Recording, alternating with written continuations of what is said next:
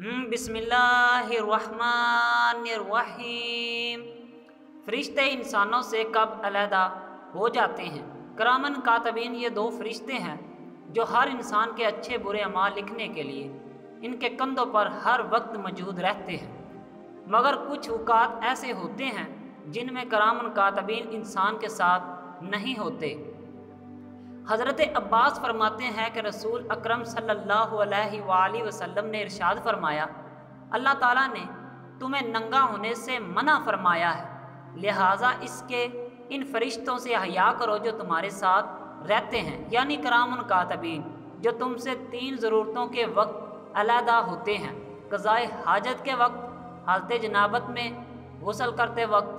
लिहाजा जब तुम में से कोई शख्स खुले मैदान में गुस्ल करे तो कपड़े से अपने आप को ढांप ले या दीवार या सवारी वगैरह की आड़ ले ले।